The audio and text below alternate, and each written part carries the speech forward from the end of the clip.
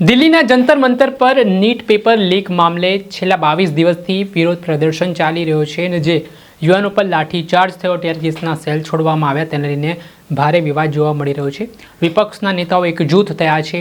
પ્રધાનમંત્રી આવાસ ખાતે ગઈકાલે વિરોધ પ્રદર્શન પણ થયો ત્યારે વિસાવદરના ધારાસભ્ય ગોપાલ ઇટાલિયાએ જે યુવાનો પર લાઠીચાર્જ થયો છે તે મામલે શું કહ્યું વિગતે વાત કરી।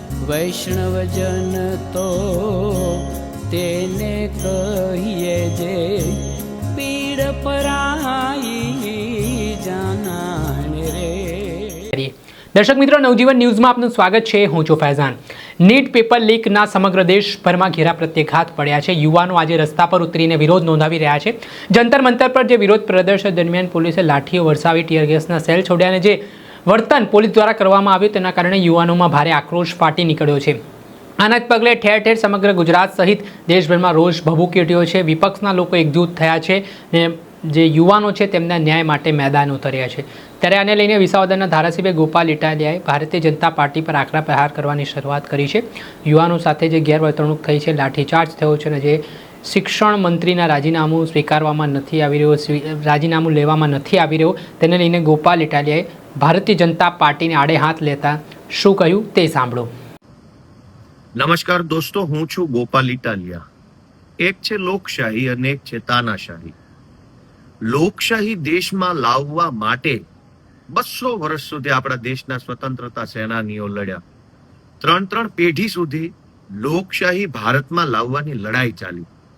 એનો સીધો અર્થ એમ કે લોકશાહી કોઈ એવી વસ્તુ નથી કે એક ઝાટકે આવી જાય, આજે સવારે ચાલુ કરો કામ ને રાત સુધીમાં આવી જાય, એવી વ્યવસ્થા નથી।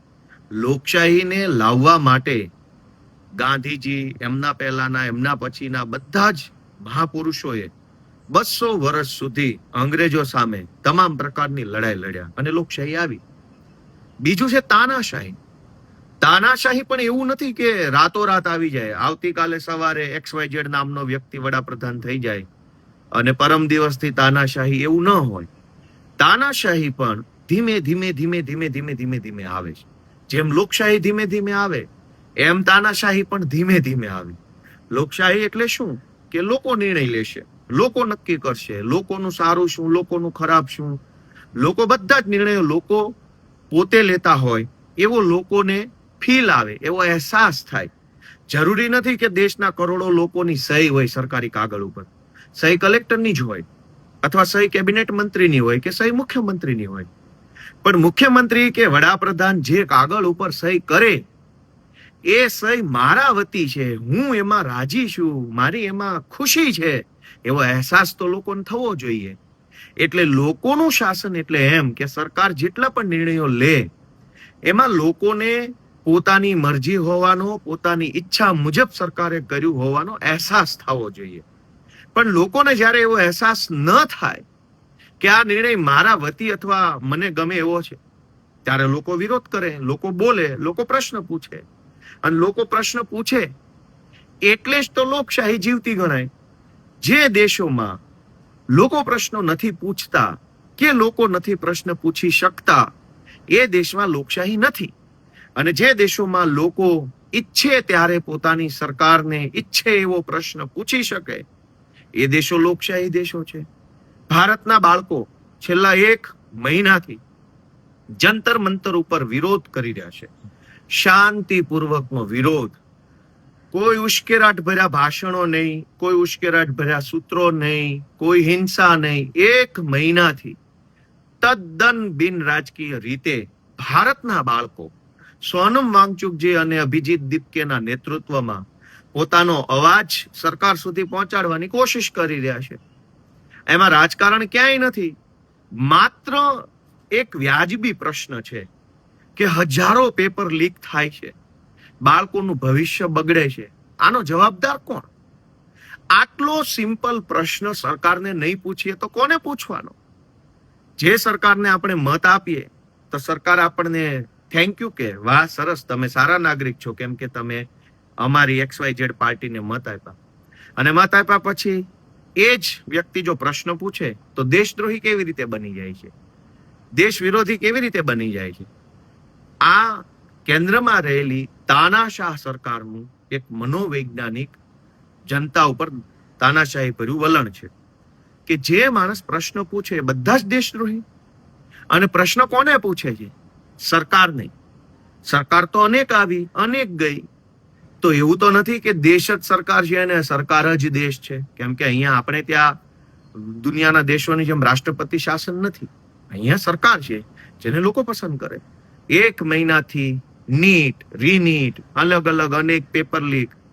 માણસના જીવનમાં ડોક્ટર બનવું એ કેવડું મોટું સપનું હોય છે. અનેક વિદ્યાર્થીઓ 10માની બોર્ડની પરીક્ષા આપે ત્યારે ઉજાગરા કરે છે. અને માત્ર વિદ્યાર્થી નહીં, એના માતા પિતા, દાદા દાદી, કુટુંબના સગાવાલા પણ ઉજાગરા કરે, મહેનત કરે, એક એક વસ્તુની અંદર કાળજીપૂર્વક ધ્યાન રાખે. હું મારા કુટુંબના અનેક લોકોને જોઉં છું કે જેના બાળકો 10મામાં હોય ને ત્યારથી ઉજાગરા કરે. શું કામ? કે 10મામાં સારા ટકા આવે તો 12મામાં સાયન્સની અંદર સારી સ્કૂલોમાં, સારી જગ્યાએ મેડિકલ સાયન્સમાં એડમિશન મળે. હવે મેડિકલ સાયન્સમાં એડમિશન મળ્યા પછી 11મું 12મું 2 વર્ષ સુધી આખો પરિવાર ઉજાગરા કરે. શું કામ? કે જો સારા ટકા આવે તો નીટની અંદર સારા માર્ક્સ આવે તો આને કોઈ સારી મેડિકલ કોલેજની અંદર એડમિશન મળે ને આપણો છોકરો ડોક્ટર બને. 10મું 11મું 12મું નીટ 3-3 4-4 વર્ષ સુધી માતા પિતા ઉજાગરા કરે, આખો પરિવાર ઉજાગરા કરે એક છોકરાનું સપનું પૂરું કરવા માટે. અને ફટ લઈને પેપર ફૂટી જાય અને 21 છોકરાઓ પેપર લીકના કારણે અથવા નીટ રીનીટના કારણે આત્મહત્યા કરી ચૂક્યા છે. આપણા દેશના 21 બાળકો, વિદ્યાર્થીઓ આત્મહત્યા કરી જાય એનો જવાબદાર કોઈ નહીં, કોઈના માથે એનું પાપ નહીં. એ કેવી રીતે ચાલે? નીટની પરીક્ષા અને પેપર લીકની વિરુદ્ધમાં જંતર મંતર પર ઉપવાસ ઉપર બેઠેલા બાળકોએ જ્યારે સરકાર સુધી વાત પહોંચાડવા પાર્લામેન્ટ માર્ચ કરી, એ પણ શાંતિપૂર્વક હતી. એમાં કોઈના હાથમાં તલવાર, ધોકા, લાકડીઓ, તીર, ભાલા, બરછી કંઈ નહોતું. ખાલી હાથે સ્લોગન સાથે મુઠ્ઠી ભીડે લઈ, હાથ હતા મુઠ્ઠી ભીડેલા, સ્લોગન મારતા હતા, ઇન્કલાબ જિંદાબાદના નારા બોલતા. એની ઉપર પેલેટ ગન મારવામાં આવી, પેલું સુયાવાળા દંડાઓ મારવામાં આવ્યા, ધોકા માર્યા. આ તો આપણા દેશના બાળકો છે. આ કોઈ કઈ પાકિસ્તાનના નથી કે આ કોઈ બીજા દેશના નથી. આપણા જ દેશના બાળકો પેપર લીકનો ભોગ બને, આપણા જ દેશના બાળકો આત્મહત્યા કરે અને આપણા જ દેશના બાળકો આપણા જ દેશની સરકારને પ્રશ્ન પૂછે તો આપણા જ દેશની સરકાર આપણા જ દેશના બાળકોને ધોકા મારે. એ જ તો તાનાશાહી છે. અને આ તાનાશાહીની સામે લડવું એ કોઈ પાર્ટીની નહીં, દેશના એક નાગરિકની જવાબદારી છે. હું ગુજરાતભરના સૌ લોકોને, વડીલોને વિનંતી કરું છું કે આ લડાઈ ભાજપ સામે કે વડાપ્રધાન સામે નહીં, આ લડાઈ તાનાશાહીની સામે છે. તાનાશાહીની સામે નહીં લડીએ તો ધીમે ધીમે આપણે બધા ગુલામી તરફ ફેંકાઈ જશું. અને માત્ર પેપર લીક નહીં, ખરાબ રોડ રસ્તાઓ, યુનિવર્સિટીનું બખડ જંતર તંત્ર, સરકારી દવાખાનાની બખડ જંતર હાલત, પોલીસ સ્ટેશનોમાં ફરિયાદ ન લેવી, હજારો પ્રશ્નો આપણે એનો સામનો કરવો પડશે. એટલે તાનાશાહી સામે લડવા માટે સૌએ આગળ આવવું એ સૌની ફરજ છે. હું સૌને અપીલ કરું છું કે કશું ન કરી શકો તો એક વોટ્સએપ કે ફેસબુકનું સ્ટેટસ તો મૂકો. આ દેશ આપણો છે, કોઈ ભાજપનો કે કોંગ્રેસનો કે કોઈ પાર્ટીનો આ દેશ નથી. દેશ આપણો છે. પાર્ટી તો આજે છે કાલે નહીં હોય, નેતાઓ આજે છે કાલે નહીં હોય, દરેક નેતા મરી જવાના છે. દેશ અને આ સમાજ વ્યવસ્થા અખંડ છે, અમર છે. આ વ્યવસ્થા જળવાઈ રહે, લોકશાહી ટકી રહે, એના માટે એક ફેસબુક ઉપર કે વોટ્સએપ ઉપર કે તમારા સોસાયટીના ગ્રુપમાં સમર્થન કરતી, બાળકોને સમર્થન કરતી પોસ્ટો મૂકો. આટલું બધું ડરીને જીવવાનું શું જીવવાનું? સૌને મારા જય જય ગરવી ગુજરાત. જે આપણે સાંભળ્યા હતા વિસાવદરના ધારાસભ્ય ગોપાલ ઇટાલિયા, તેમનું મહત્વનું નિવેદન સામે આવ્યું છે. તેમણે પણ રોષ વ્યક્ત કર્યો છે અને જે જંતર મંતર પર ઘટના બની છે તે મામલે નારાજગી દર્શાવી છે. દર્શક મિત્રો, આવા જ વિડીયો જોવા માટે નવજીવન ન્યૂઝ જોતા રહો, લાઇક કરો અને વધુમાં વધુ શેર.